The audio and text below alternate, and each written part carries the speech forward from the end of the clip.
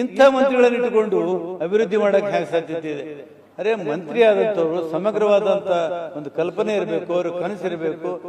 ಮಂತ್ರಿಗಳು ಬರೀ ತಮ್ಮ ಕ್ಷೇತ್ರ ಬೆಂಗಳೂರು ಕ್ಷೇತ್ರ, ಯಾವ ಸರ್ಕಾರ ಆದ್ರೆ ಯಾವ ಪಾರ್ಟಿ ಆದ್ರೆ ಬರೀ ನೀವು ಸೀಮಿತವಾಗಿ ನಿಮ್ಮ ಕ್ಷೇತ್ರಕ್ಕೆ ಮಾತ್ರ ಮಂತ್ರಿಗಳಾಗಿದ್ದಾರೆ. ನೀವು ಈಗಿನ ಮಂತ್ರಿಗಳಿಗೆ ಸಮಯನೇ ಇಲ್ಲ.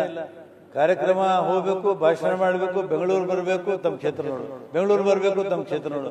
ಇವತ್ತು ರಸ್ತೆಗಳು ಬೇಕೇ ಬೇಕು.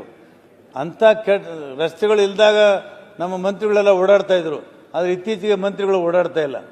ಇದನ್ನ ಯಾರೋ ಅಪಾರ್ಥ ಮಾಡ್ಕೋಬೇಡ್ದು. ಮಂತ್ರಿಗಳು ಬರೀ ತಮ್ಮ ಕ್ಷೇತ್ರ ಬೆಂಗಳೂರು ಕ್ಷೇತ್ರ, ಯಾವ ಸರ್ಕಾರ ಆದ್ರೇನು ಯಾವ ಪಾರ್ಟಿ ಆದ್ರೇನು ಬರೀ ನೀವು ಸೀಮಿತವಾಗಿ ನಿಮ್ಮ ಕ್ಷೇತ್ರಕ್ಕೆ ಮಾತ್ರ ಮಂತ್ರಿಗಳಾಗಿದ್ರಿ. ನೀವು ರಾಜ್ಯ ನಿಮ್ಮದಲ್ಲ, ನಿಮ್ಮ ಇಲಾಖೆ ನಿಮ್ಮದಲ್ಲ, ಅಭಿವೃದ್ಧಿ ಜವಾಬ್ದಾರಿ ನಿಮ್ಮದಲ್ಲ, ಕ್ಯಾಬಿನೆಟ್ ರೆಸ್ಪಾನ್ಸಿಬಿಲಿಟಿ ಅಂದರೆ ಸಾಮೂಹಿಕ ಜವಾಬ್ದಾರಿ ನಿಮ್ಮದಲ್ವಾ?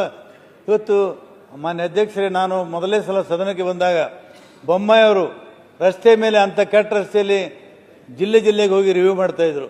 ಲಕ್ಷ್ಮೀ ಸಾಗರ್ ಅವರು ರಿವ್ಯೂ ಮಾಡ್ತಾ ಇದ್ರು. ಎಂ ಚಂದ್ರಶೇಖರ್ ಅವರು ಹೋಗ್ತಾ ಇದ್ರು. ನಜೀರ್ ಸಾಬ್ರಂತೂ ಮುಟ್ಟದೇ ಇರುವಂಥ ಹಳ್ಳಿನೇ ಇಲ್ಲ, ಅಷ್ಟು ಓಡಾಡ್ತಾ ಇದ್ರು. ಆದರೆ ಈಗಿನ ಮಂತ್ರಿಗಳಿಗೆ ಸಮಯನೇ ಇಲ್ಲ. ಕಾರ್ಯಕ್ರಮ ಹೋಗಬೇಕು, ಭಾಷಣ ಮಾಡಬೇಕು, ಬೆಂಗಳೂರು ಬರಬೇಕು, ತಮ್ಮ ಕ್ಷೇತ್ರ ನೋಡು, ಬೆಂಗಳೂರು ಬರಬೇಕು, ತಮ್ಮ ಕ್ಷೇತ್ರ ನೋಡು. ನಾನು ಹೇಳ್ತೀನಿ, ವಿನಂತಿ ಮಾಡ್ಕೋತೇನೆ, ಇದು ಒಂದು ರಾಜ್ಯ ಅಂತ ಪರಿಗಣಿಸಿ, ತಮ್ಮ ಕ್ಷೇತ್ರದ ಮಂತ್ರಿಗಳಲ್ಲ. ನಿಮ್ಮ ರಾಜ್ಯದ್ದು ನಿಮಗೆ ಬರ್ತದೆ, ರಾಜ್ಯದ ಇಲಾಖೆ ಎಷ್ಟು. ನಾನು ಮಾನ್ಯ ಅಧ್ಯಕ್ಷರು ತಮ್ಮ ಮುಖಾಂತರ ಕೇಳ್ತೀನಿ, ಯಾರೂ ತಪ್ಪು ತಿಳ್ಕೊಬೇಡ. ಅದು BJP ಸರ್ಕಾರ.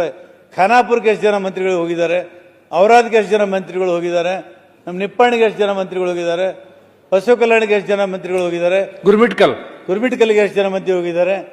ಗುರ್ಮಿಟ್ಕಲ್ಲು, ಔರಾದು, ಖಾನಾಪುರ, ನಿಪ್ಪಾಣಿ, ಆಳಂದು ಇದೆ ಅನ್ನೋದು ಕೆಲವ್ರಿಗೆ ಗೊತ್ತೇ ಇಲ್ಲ.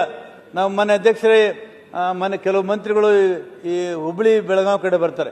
ನಾವು ನಿಮ್ಮ ಕಡೆ ಬಂದಿದ್ದೇವ್ರಿ ಅಂತ ಹೇಳ್ತಾರೆ. ಯಾವತ್ತು ಬಂದಿರಿ? ಇಂಥ ದಿವಸ ಬಂದಿದ್ದೀವಿ. ಎಲ್ಲಿ ಬಂದಿರಿ? ಬೆಳಗಾವಿ ಬಂದಿರಿ.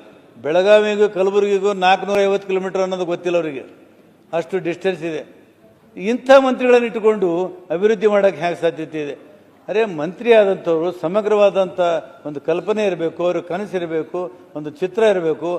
ಅವರು ಸರ್ವಾಂಗೀಣ ಅಭಿವೃದ್ಧಿ ಮಾಡುವಂಥ ಪ್ರಯತ್ನವನ್ನು ಮಾಡಬೇಕು.